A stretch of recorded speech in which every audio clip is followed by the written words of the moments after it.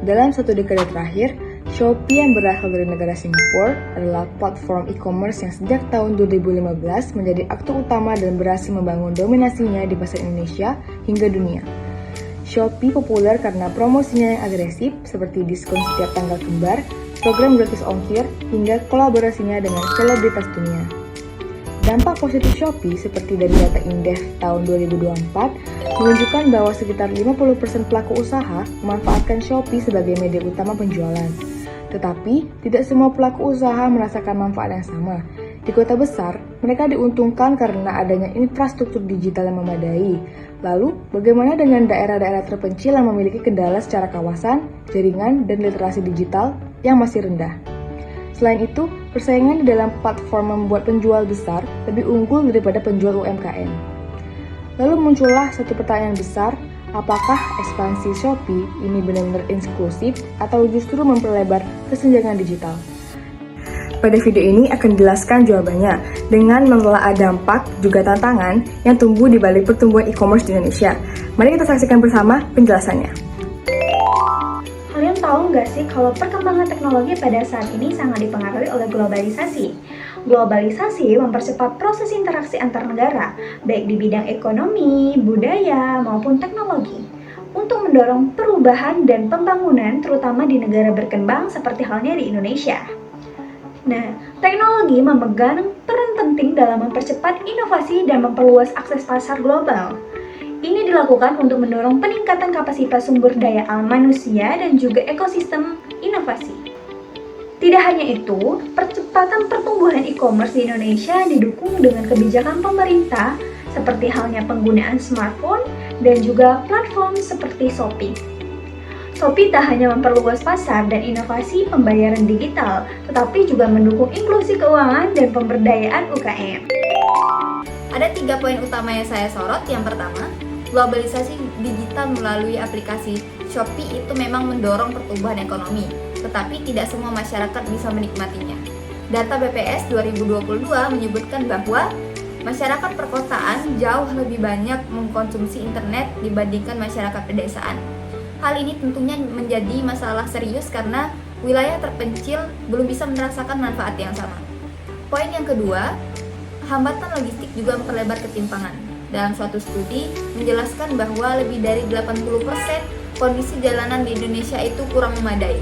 Akibatnya, banyak pengiriman barang yang seringkali membutuhkan biaya yang lebih tinggi dan waktu yang lebih lama. Poin yang ketiga, persaingan di dalam platform Shopee itu cenderung tidak seimbang. Banyak penjual dengan modal besar membeli iklan, bahkan memberi diskon besar-besaran, sehingga UMKM kecil itu sulit bersaing. Nah, dari penjelasan sebelumnya, kita dapat melihat bahwa kasus Shopee memberikan refleksi penting mengenai bagaimana Indonesia harus merespon pada era globalisasi digital, di mana satu sisi ekspansi Shopee membawa dampak positif yang berupa perluasan akses pasar bagi UMKM, kemudahan transaksi bagi konsumen, serta kontribusi terhadap pertumbuhan ekonomi digital nasional. Namun, ada juga dampak negatif yang harus dipertimbangkan, yaitu menambahnya gaya hidup konsumtif, potensi ketimbangan digital, serta dominasi aktor asing dalam ekosistem ekonomi domestik Indonesia.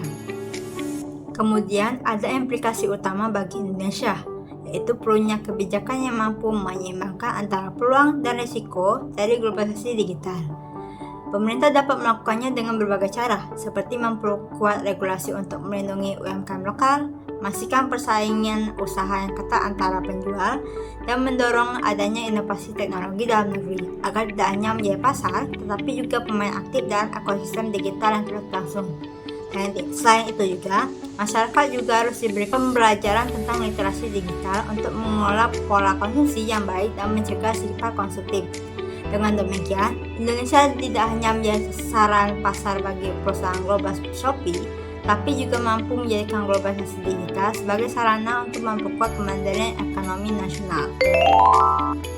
Shopee yang telah menjadi salah satu aktor utama dalam pertumbuhan ekonomi digital Indonesia, dengan kehadirannya membuat transaksi daring semakin mudah, mendorong perkembangan UMKM, dan memperluas inklusi keuangan melalui layanan digital. Namun, manfaat besar ini tidak sepenuhnya merata.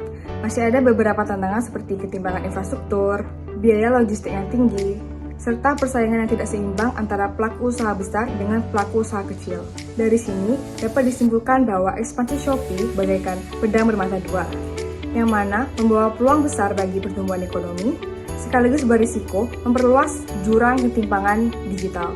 Tantangan kedepannya adalah bagaimana memastikan perkembangan e-commerce dapat berlangsung lebih inklusif melalui kebijakan yang tepat, pemberdayaan UMKM, dan peningkatan literasi digital pada masyarakat. Dengan langkah tersebut, masyarakat Indonesia dapat memanfaatkan globalisasi digital tidak hanya sebagai pasar, tetapi juga sebagai kekuatan yang memperkuat kemandirian ekonominya. Halo, Halo, saya Corina Julianti. saya Anggun Adelia.